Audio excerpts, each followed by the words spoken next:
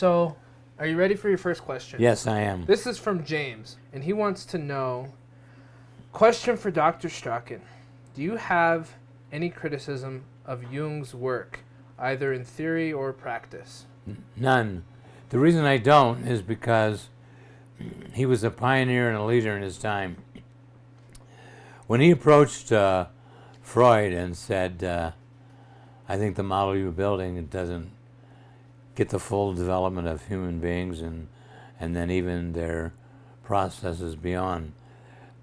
What he was unable to get, because he was the beginning of the understanding of evolution, was Darwin's full benefit. But by the time he got to his end of his life, he was ready to trade in the archetypes for genetics. And there's a number of articles, and Ryan, you have brought some to my attention where you found where he was ready to make those. What it amounted to is at the end of his life, he moved away from social psychology to individuation. Yeah. And at individuation, he set the note that I later developed, and I based a lot of my understanding on Jung's early work, because I had the benefit of genetics. Right. And I had the benefit of the DNA research. I had the benefit of asking the right questions. Yeah. So long before genetics came around, people like Jung, and then when I took off from him at the benefit of what he taught us all, was that I could see the current science as just a follow-up of what he'd already started. Right. So basically, I have nothing against Jung. Now, I trace it back to Freud, and Jung kept that. I do not believe in unconscious, subconscious. Those are. I also don't believe in repression. That's kind of like a, get out of jail card free. It's like, well, I didn't know it. I was unconscious, or I was Right. subconscious. No, it's all consciousness. And there's suppression. People literally can set up ways of going through their frontal lobes, going through the hippocampus, loading up the temporal lobes with a story that doesn't fit the actuality. Mm-hmm. So I'll give you a perfect example. Sometimes if someone in the family commits suicide and it's too hard for a family member to take, they say it didn't happen that way. They have a new story. I've known people like that. Mm-hmm. They don't want to believe it, and so they don't. You can write any script you want, and the brain will store it that way. Wow. So that's consciously done. Right. Right. Right. What we have are layers of consciousness, and consciousness at... The way to look at consciousness is that looking at energy.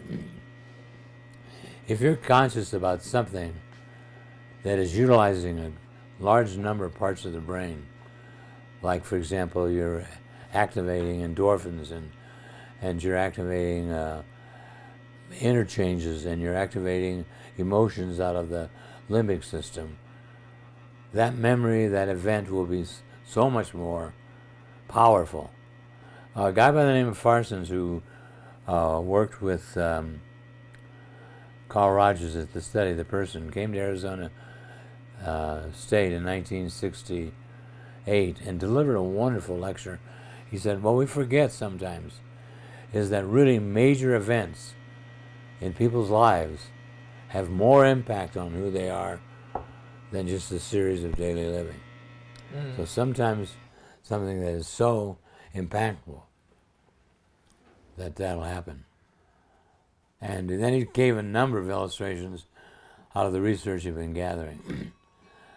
I took that later in life, so we go from 1968 to 1993, when my mother had Alzheimer's, and I practiced that phenomena. What I would do is I would create something that it was very likely to bring more actual neurons to it out of memory, out of the frontal lobes, so that it was a heightened. Perfect example is she was a flapper, and it was an important time of her life, and just before the Depression. I could have done things around the Depression, but the kind of memories that would have brought would have been what she inherited from her own mother, dour and sour, okay? So I did them about happy. So I literally started singing 5'2", eyes of blue, oh, what 5'2" can do, a song she grew up with. Mm-hmm. Then I'd get her up out of the chair and start swing dancing. Now I put dancing in the style she danced, music, and then I would, I kind of put excitement to that. Mm. And so I did this one time, and she stopped right in the middle. She says, and remember, she's in full Alzheimer's. But she became lucid all of a sudden. And she said, that wasn't me, that was my sister. She had eyes of blue and blonde hair. And she was right, my mother had the French side of our family, dark eyes and dark hair. And my mother said, and she got all the boys. I said, no, I've looked at your pictures, and you were a knockout. Just because you had dark hair and dark eyes didn't mean you weren't a knockout. Yeah, but she still got more boys. So, and as the sour and dour genetically gets in there at the same time, the great memory of dancing and singing, okay? Mm. I did a number of things like that. As a matter of fact, I did them purposely. My grandmother was the height of sour and dour. I mean, you'd say to her any day of the week, oh, what a beautiful day. And she'd say, yeah, but it's going to rain sometime. She shat upon every parade. Right. My mother just got a little of it. I didn't get any of it. Right. Yeah. Wow. Okay. So here's my grandmother, and here's me.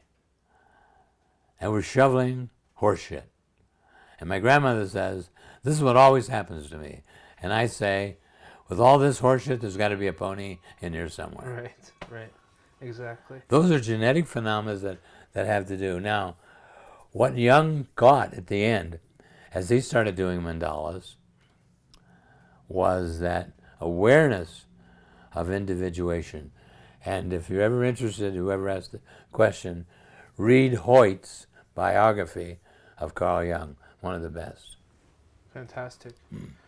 Awesome. Well, I think the discussion of consciousness and what that really means is unfolding. I think the way that people use the word unconscious is pretty varied, so it's hard to get a read on what's always meant by it. But see, they go in line with what Freud created, because when Freud used repression, it's like something happens to you. Right. You don't consciously suppress, which I believe in. Right. Yeah, and then how do you explain dreams? For Jung, dreams were unconscious creativity. Yeah, I think dreams you think they're conscious? No, they're very much conscious, but remember, our brains, under conscious movement, can be extremely creative. So dreams can be creative. You can have a daydream that's creative. You can have a daydream that's a nightmare. What's your definition of consciousness? Consciousness is our essence, our being, what directs us. Consciousness is soul. Mm-hmm. So the soul is the life force. This is what drives. In essence, I can recreate you, okay, and put you right here. But if you don't have life in you, and I say, stand up, Ryan, the one who has life force is going to stand up. The other is just a blob of material. Yeah. Consciousness is life. So people say oftentimes, oh, I didn't realize I was unconsciously being selfish because of this or that. Yeah, wonderful way to... I mean, it's gone on. I'll give you the easiest example in the world. The dumbest thing we do as parents is say to a little 3 and 4-year-old, why did you do that? The kid's all of a sudden, oh my God. If he says, I don't know, he's going to get... So he'll make it up. He'll say, well, the cat hit my arm. The cat's not even in the house. Oh. This happened in my own family, my more adopted family. Gene had 2 daughters. One was adopted, and one was biological. So the biological one day said, "Mom, Chris is causing all this trouble." And Gene called back, "Cass, Chris is not even here." Wow. Wow. And that illustrates what point for you? It illustrates that we make excuses for why we did something. Oh, it was too hot. Oh, it was too cold. It was my unconscious. Right. Okay. I was a college professor for years, and the worst thing I hated to hear, "Why didn't you get an A?" "Well, I was too tired, or I didn't study enough." Okay? Now, I took that at heart one time. Here's what I did. Everybody that took a test, if you didn't do as well as you want, you could take it again. All the bright students improved their score. Uh-huh. All of the dumb students got worse scores. Wow. Ha! Yeah. Yeah. Ha! Yeah. If they didn't pick up the book in the first time, likely they're not going to pick it up in the second or third or fourth. Yeah. Yeah. So everything's just different forms of consciousness. There is Yes. there is no non-conscious. There is no unconscious. No. A lot of times Unconscious people confuse, means you're not dead, but you're at a low rate, like a concussion or like you go into a coma. right. But even then, many people will come out of coma and say, "I could hear you." There's even a movie made about it. Right. The Choice. Do sometimes people mean when they say unconscious, one part of me was in the driver's seat and then another part took over and I didn't know what happened. The other part wasn't aware of me. Okay. You've heard me say it to you 1,000 times. Yeah. Here's 1,001. Sure. Go for it. The human species is the only species that does exactly what it wants to do at any given moment and in any given set of circumstances, then makes up stories. Right. A lion doesn't do that. Right. A lion doesn't say, "Oh, we're eating too many wildebeest. I guess we ought to go for deer or we ought to go for gazelles or something else." No, the lion keeps eating the wildebeest, and when they take a hike and leave the savannah and go out of there, the lion packs up his ladies and say, "Let's go."